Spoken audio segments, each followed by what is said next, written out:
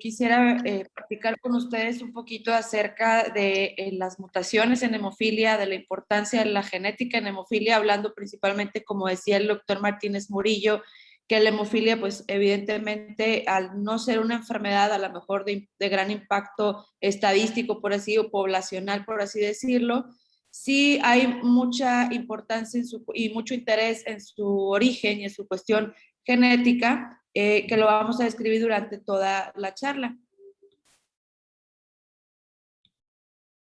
Sabemos que la hemofilia es un trastorno congénito de la coagulación que está generado por la deficiencia de factores de coagulación. Más adelante, durante esta charla, vamos a ver dónde es que se presentan este tipo de alteraciones que hacen que haya una falla en la producción del factor 8 o factor 9 en el caso de hemofilia B para estos pacientes.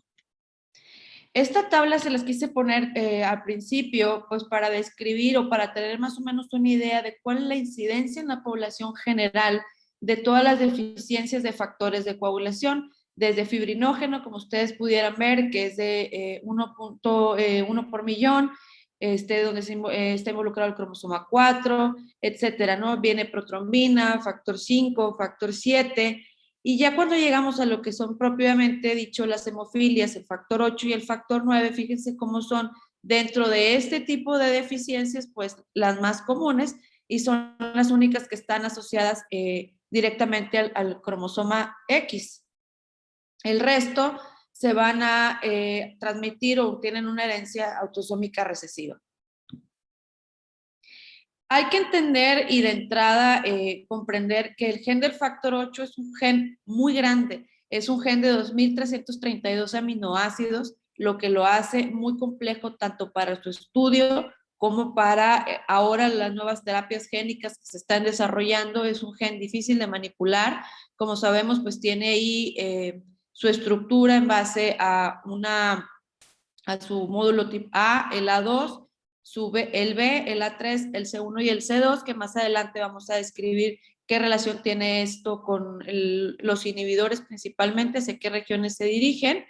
Está en el cromosoma X, en su brazo largo, en la región 2 y en la banda 8. Como ustedes pueden ver, pues es un gen bastante grande que más adelante vamos a comparar con el gen del factor 9, que es mucho menor, de mucho menor tamaño. Como les mencionaba, esto hace complejo el trabajo y todas las intervenciones que se quieran hacer directamente con el gen del factor 8. Aquí pues nada más una representación nuevamente del gen, principalmente en la parte superior y posteriormente la proteína, donde viene 2.332 aminoácidos, y si ustedes ven su cadena pesada y su cadena ligera, en donde el dominio B pues es el más grande. Una vez que se activa la proteína del factor 8, este dominio B es escindido de ella, y es por eso que al estar demostrado que no tiene una participación directa como tal en la coagulación, muchos de los nuevos productos o las nuevas moléculas que están en desarrollo de factor 8 retiran o hacen este dominio B más pequeño para que sea una molécula más pequeña y sea más fácil de manejar y de producir. Pues aquí nada más para mostrarles la estructura de la proteína. Y bueno, ¿cuáles serían entonces las variantes genéticas que se presentan en los pacientes con hemofilia de tipo A o hemofilia con deficiencia de factor 8? Pues mire, hay demasiadas variantes. Están reportadas en el Human Gene Mutation Database, que es el HGMD, es una base de datos mundial donde se introducen todas las mutaciones asociadas a múltiples enfermedades y particularmente hablando de hemofilia, están registradas más de 2.000 variantes del factor 8. Entonces, como podemos ver, pues hay un sinfín de variantes que están divididas en la gráfica de pastel que ustedes pueden ver, una distribución de los genotipos del factor 8, en donde podemos ver que la inversión del intrón 22 representa hasta un 45% de las mutaciones, o más bien variantes, como se dice correctamente ahora, en los pacientes con hemofilia. Y esto es importante conocerlo, porque más adelante vamos a ver cuál sería el abordaje ideal para estos pacientes en cuanto a su abordaje genético. La inversión del intrón 1 va a representar de 1 a un 5%, podemos ver por ahí mutaciones sin sentido en 10%, grandes de lesiones 3%, se desconocen, en 5% de los pacientes no se logra identificar cuál es la variante del factor 8 que les está originando la enfermedad, mutaciones sin sentido y pequeñas de lesiones e inserciones. Entonces, básicamente todos los pacientes con hemofilia caen dentro de estas mutaciones que estoy presentando aquí, o estas variantes, mejor dicho. Porque es importante conocer la variante genética del paciente. El paciente le importa saber qué tipo de hemofilia tiene, pues para saber qué factor es el que le voy a poner para su terapia de reemplazo. Al paciente nos importa saber qué severidad de la enfermedad tiene, porque de eso depende también el tipo de cuidados, el tipo de tratamiento que va a recibir, si se va a quedar a demanda, si requiere profilaxis, etcétera. Entonces, ¿como para qué nos interesaría a nosotros saber el tipo de mutación que tiene? Sabemos que por muchos años no se ha hecho este tipo de intervenciones, particularmente en países en donde es complicado y por costos es difícil hacerlo en nuestros pacientes. Pues ya se sabe y en muchos países se hace que es importante determinar la mutación por varias razones. La primera, como vamos a ver más adelante, el poder tener un riesgo, conocer el riesgo que tiene nuestro paciente en base a su tipo de variante o mutación para el desarrollo de inhibidores, que como bien sabemos, el desarrollo de inhibidores es una de las consecuencias más graves en los pacientes con hemofilia, que son consecuencias derivadas del tratamiento.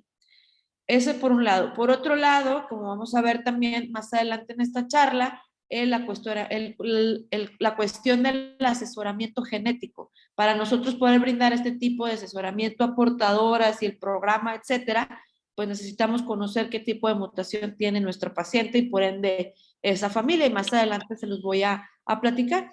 Entonces, se sabe que el factor de riesgo más importante para desarrollo de inhibidor es un factor de riesgo obviamente no modificable, pero sí pudiéramos nosotros conocer y probablemente hacer intentos por tratar de disminuir ese riesgo de aparición de inhibidores o hacer modificaciones en los esquemas de tratamiento o en aquellas condiciones o variables modificables en estos pacientes para tratar de disminuir el riesgo de desarrollo de inhibidores. Entonces, uno de los factores predictivos más importantes, pues como les menciono, es la variante genética que afecta al gen F8. Y también conocer que los principales objetivos de estos inhibidores van a ser en el dominio A3 y C1 y posteriormente en el A2. Las variantes patogénicas del factor 8, la respuesta inmune del paciente y la exposición del factor. Esto es el detonante, por así decirlo, para el desarrollo de inhibidores. Esto pues ya está muy estudiado y más adelante, como mencionaba el doctor Martínez al inicio de la presentación, vamos a platicar un poquito acerca de la prevalencia de inhibidores en México, porque como bien estamos hablando de que la genética tiene un papel muy, muy importante en el desarrollo de inhibidores, en las publicaciones que se tienen actualmente a nivel mundial, que se realizan en primer mundo, mencionan que los pacientes hispanos tienen un riesgo hasta casi del doble comparado con otras poblaciones, y lo vamos a describir más adelante. Esto obviamente derivado pues de la cuestión genética que tenemos con nuestros pacientes. Sí. Bueno, aquí... Metes en mi carro.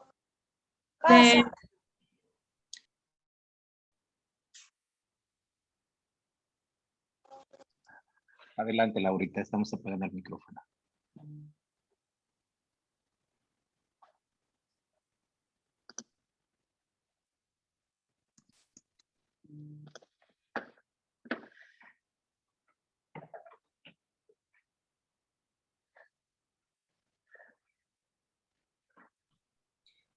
¿Ya me escuchó? Perdón, ¿sí se escucha ya? Ya, perfecto, Laurita, gracias. Gracias. Les quiero mostrar el día de hoy un metaanálisis que realizó la doctora Go, que yo creo que es uno de los más grandes que se tienen en cuanto a la relación del tipo de mutación del factor 8 con el desarrollo de inhibidores. En este metaanálisis se incluyeron 5.383 pacientes con hemofilia A, de los cuales 1.029 tenían desarrollo de inhibidores. Entonces se hizo pues unos OR, como ustedes pueden ver aquí, los riesgos relativos dependiendo el tipo de mutación que tenía el paciente y el riesgo relativo que tenía de desarrollar inhibidores. Como ustedes pueden ver en la gráfica del lado derecho, en donde podemos ver que las grandes lesiones, las que abarcan múltiples exones, las mutaciones sin sentido principalmente y de cadena ligera, son los que tienen un OR mayor, por ende tienen un riesgo relativo mayor de desarrollar inhibidores. Y bueno, esto ya es en varios metaanálisis y este tipo de mutaciones están relacionadas con mayor riesgo de desarrollo de inhibidores. Y se pueden fijar del lado izquierdo y más hacia abajo de la gráfica, como podemos ver que hay mutaciones que tienen menor riesgo para el desarrollo de inhibidores. Esto obviamente recordando que el factor genético, si bien es el factor más importante, no es el único y cualquier paciente pudiera desarrollar en algún momento de su vida inhibidores derivados de otros factores de riesgo.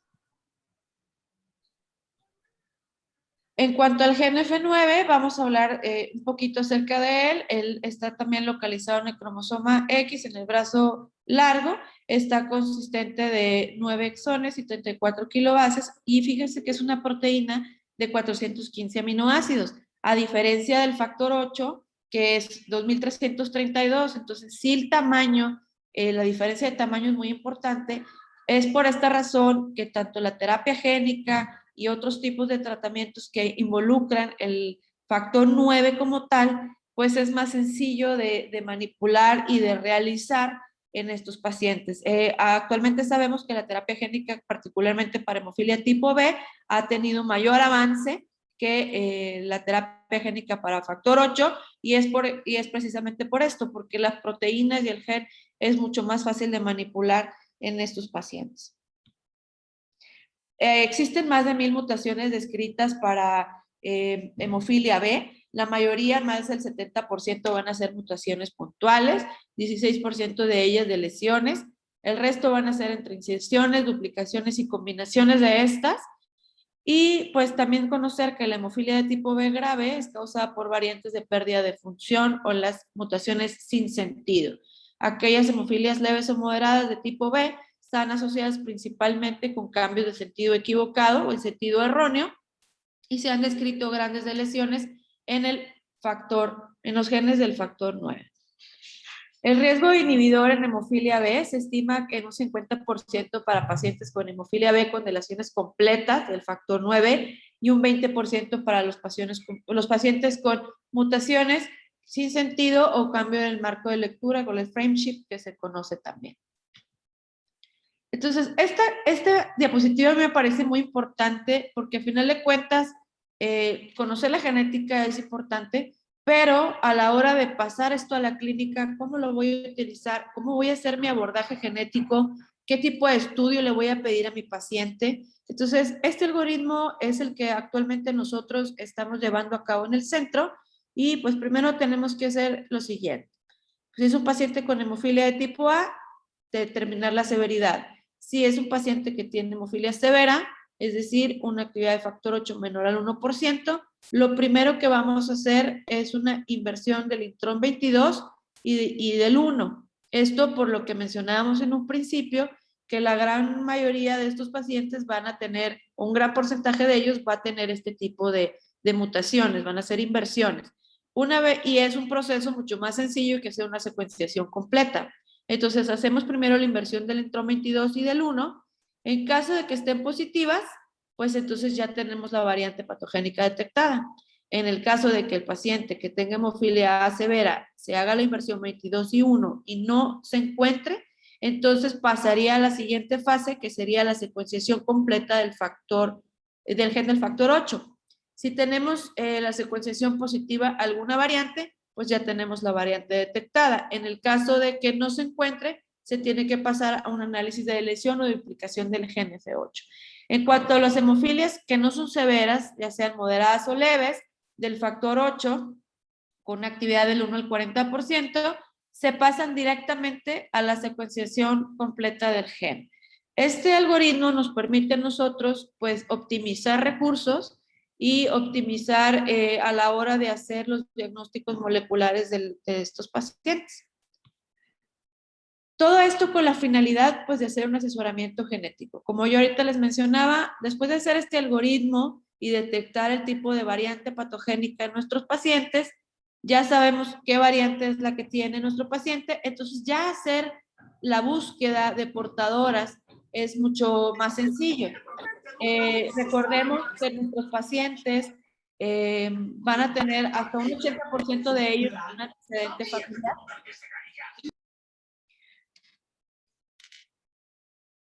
Un antecedente familiar hasta en un 80%, de 70-80%, y las mutaciones o apariciones de novo en estas familias hasta un 20%. Para el asesoramiento genético es importante nosotros como clínicos conocer también, o como hematólogos, conocer cuáles son las probabilidades en caso de que se presente, por ejemplo, en esta gráfica que vamos a ver, si una madre se encuentra afectada y el padre sano, ¿qué es lo que nosotros podemos obtener? 50% de mujeres sanas, 50% de ellas van a ser portadoras, y de igual forma los hijos varones de madres portadoras, vamos a tener que la mitad de ellos van a ser sanos y la mitad de ellos van a ser afectados, y esta probabilidad es importante mencionársela a los pacientes a la hora del asesoramiento, porque ellos tienen la idea o la creencia a veces de que si uno le dice es que tiene 50% de probabilidad y ya tienen 2 hijos varones con hemofilia y creen que ya cumplieron ese 100% y que ya los siguientes hijos no van a tener hemofilia. Y aquí es importante aclararles que esta probabilidad es por cada embarazo. Entonces, a veces ellas no lo entienden de esa forma y es importante que nosotros transmitamos esta información correcta. En el caso de un varón afectado con una madre no portadora, lo que vamos a tener es todas las mujeres de esa pareja, las mujeres van a ser 100% portadoras y los varones van a ser 100% sanos. En el caso de que la madre sea portadora y el padre tenga hemofilia, que bueno, esto sí se puede dar, la mitad de las mujeres van a ser portadoras, la mitad de las mujeres van a ser afectadas o hemofílicas, el 50% de los varones sanos y el 50% de los varones van a ser hemofílicos también. En cuanto a las portadoras, es importante conocer, obviamente, hacer la detección para que ellas sepan y conozcan pues su estado de portadora y más adelante planeando su futuro reproductivo, pues tomarlo en cuenta. Y además, porque el 10% pueden tener un fenotipo leve. Esto se va a presentar cuando tienen una actividad de coagulación del factor 8 menor al 35% y las portadoras sintomáticas, como se conocen, pues es importante que se conozca y que se sepa porque pueden tener hemorragias principalmente posparto, pueden tener menstruaciones abundantes.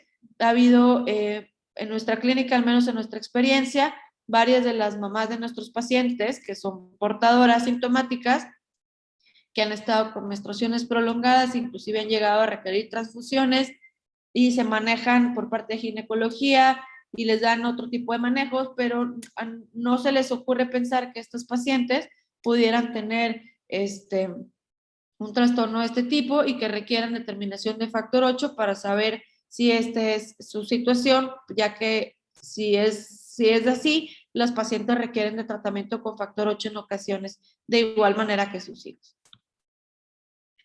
El asesoramiento genético, bueno, va a abarcar desde la identificación de la mutación, la identificación como portadoras, el diagnóstico prenatal, que bueno, es lo que se ha estado ya intentando instituir, al menos en nuestro centro, con diagnóstico preimplantación o PGD, como se conoce, para darles una opción reproductiva para estas pacientes más adelante cuando decidan o tomen la determinación de tener hijos.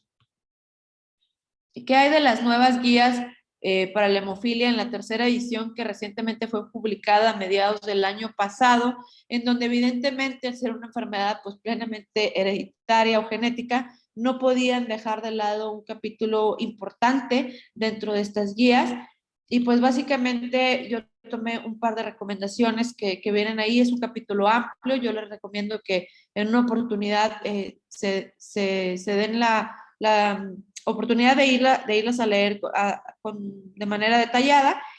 Entonces, bueno, ellos recomiendan que para pacientes con hemofilia, la federación recomienda que se debe ofrecer las pruebas genéticas para identificar la variante genética específica asociada.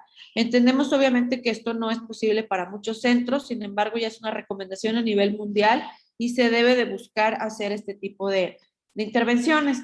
Para portadoras obligadas y portadoras potenciales también se recomienda la búsqueda de mutación identificada previamente. ¿A qué se refiere con esto? Que nosotros primero, o normalmente se debe hacer primero la identificación de la mutación en el paciente. Una vez que se sepa y que se haga la secuenciación en ellos, ya es mucho más fácil identificando la mutación, hacer la búsqueda en todas las portadoras. Es mucho más sencillo, inclusive más económico. Y una vez identificadas las mutaciones o identificado el estado de portadoras, se recomienda fuertemente un asesoramiento genético por parte de un genetista o asesor genético, y sabemos que no en todos los centros se cuenta con ellos, de tal forma que de no contar con uno, cualquier personal de la salud que tenga conocimiento de genética en hemofilia puede brindar el asesoramiento a estas familias. Y bueno, entrando un poquito acerca de qué hay en el mundo y qué es lo que se ha escrito, como lo mencionábamos ahorita en el metaanálisis que les mostraba, y bueno, qué es lo que pasa en nuestro país. Sabemos que de alguna manera las mutaciones descritas en ese metaanálisis que ustedes pudieron ver, pues no incluye a México porque no se había hecho, no se había tenido la oportunidad de realizar una búsqueda de mutaciones específicas en pacientes con hemofilia, en pacientes mexicanos con hemofilia tipo A y tipo B. La doctora Ana Rebeca Jaloma, que se encuentra en el CIBO en Guadalajara, ella tiene muchísimos años y muchísima experiencia estudiando la genética de los pacientes con hemofilia en nuestro país. Tiene un banco muy grande de información de estos pacientes. Y el año pasado tuvimos a bien contar con la colaboración de ella y el centro de nosotros para hacer por primera vez en pacientes mexicanos la secuenciación de nueva generación, identificando mutaciones en estos pacientes.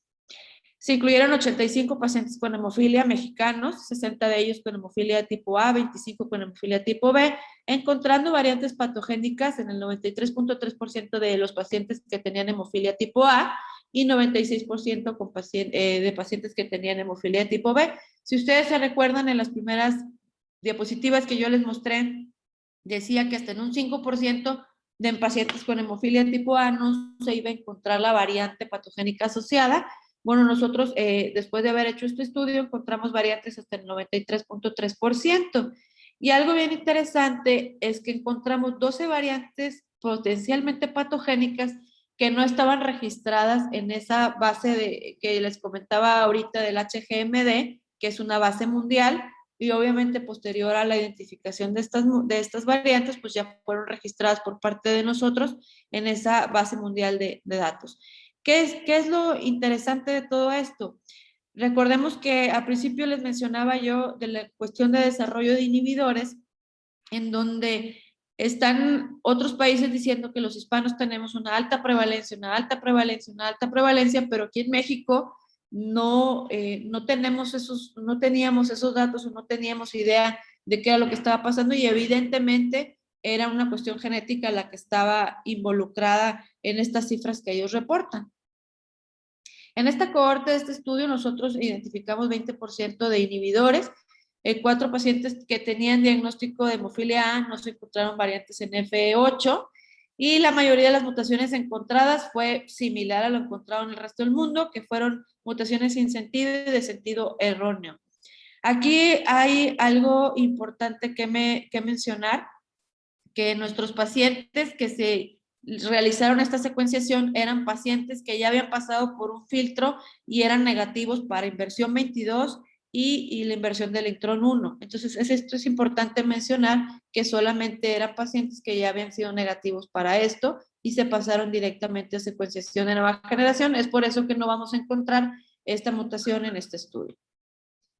Y pues aquí los pacientes que nosotros encontramos que tenían inhibidor, aquí tenemos los ORs, como ustedes, que coincide con lo ya reportado en otros estudios, que aquellas mutaciones sin sentido, las grandes de lesiones y las mutaciones de corte y empalme también se presentan mayor probabilidad de desarrollar inhibidores.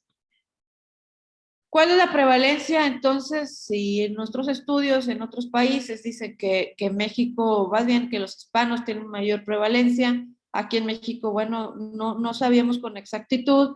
Hicimos por ahí un esfuerzo, una colaboración de muchos colegas de nuestro país para hacer un estudio piloto, por así decirlo, sobre prevalencia de inhibidores, ya que no tenemos ahorita una base, un registro como tal muy completo, el cual ya obviamente se está trabajando. El doctor Martínez está poniendo ahí gran parte de la coordinación para que esto se lleve a cabo, pero la Federación Mexicana de Hemofilia reportaba hace algunos años 5,700 pacientes, ahorita actualmente está alrededor de 6,200, pero un número de pacientes con inhibidor en 290 que daba una prevalencia de 5,08%, cuando en otras publicaciones hablan que los hispanos tienen hasta el 35, 38% en algunas de las publicaciones. Entonces nosotros decíamos, bueno, ¿cómo es posible que otros países reporten que los hispanos tengan estos inhibidores y nosotros estemos diciendo que tenemos 5%, a veces hasta menos?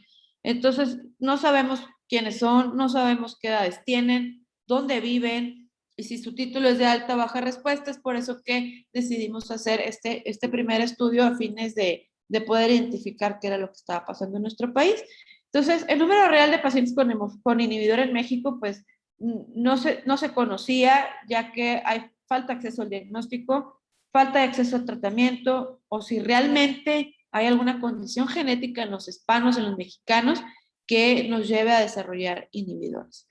La prevalencia de inhibidores va a diferir en las poblaciones, como ahorita ya les mencionaba, y que hay publicaciones que reportan que la prevalencia en hispanos y afroamericanos va a ser hasta casi el doble de caucásicos y asiáticos y otras etnias. Información, toda esta, es importante mencionar que toda esta información que se tenía hasta ese momento, pues era información de altas economías. Decidimos entonces hacer un estudio multicéntrico, observacional y descriptivo, incluyendo todos los pacientes que tuvieran diagnóstico de hemofilia A y B, con 20 centros participantes, y me permito presentarles en esta tabla cuáles fueron los centros que se incluyeron en Monterrey o en el noreste, ya que dividimos a México en regiones para, con fines que más adelante les voy a comentar. En el noreste se incluyó en el Hospital Universitario en Monterrey, Centro de Cancerología de Durango, el Hospital Infantil de Tamaulipas. El noreste estuvo el Hospital Infantil del Estado de Sonora, el Hospital Pediátrico de Sinaloa, el Hospital General de Mexicali. En occidente tenemos el Hospital Regional 1 de IMSS Morelia, el Hospital General de Occidente en Jalisco, el Hospital de Especialidades del Niño y la Mujer en Querétaro, y la UMAE, el Centro Médico Nacional de Occidente en Jalisco. En el centro tenemos el Hospital General Gaudencio González, Centro Médico Nacional La Raza en la Ciudad de México, el Hospital Materno Infantil del ICEMIM en el Estado de México, el Regional Carlos MacGregor Navarro también en la Ciudad de México, el Hospital Infantil de México Federico Gómez, el Instituto Nacional de Pediatría en la Ciudad de México, y también Antonio Fraga Muret de Centro Médico Nacional de La Raza. En cuanto al sur del país, o sureste, tenemos el Hospital General Agustín Orán en Yucatán, Hospital de Especialidades Pediátricas Centro Regional de Alta Especialidad en Chiapas, el Hospital de la Niñez Oaxaqueña y el Hospital General de Especialidades de Campeche, Dr. Javier Buenfil Osorio. Como ustedes pueden ver, en este mapa de nuestro país, prácticamente se abarcaron hospitales de todas las regiones del país de nosotros. Y bueno, yo les voy a mencionar algunas tablas de las cosas que nosotros encontramos. Nosotros encontramos en las características de estos pacientes de diagnóstico fue de 3 años, estamos hablando del diagnóstico del inhibidor particularmente, de 3 años para hemofilia A, 2,5 años para hemofilia B, Y fíjense que aquí la historia familiar de hemofilia pues estaba presente en casi en un 65%, perdón, 66% de ellos, que más o menos tiene a bien estar relacionado con lo que se publica, que es hasta un 70% de los pacientes tienen un antecedente familiar.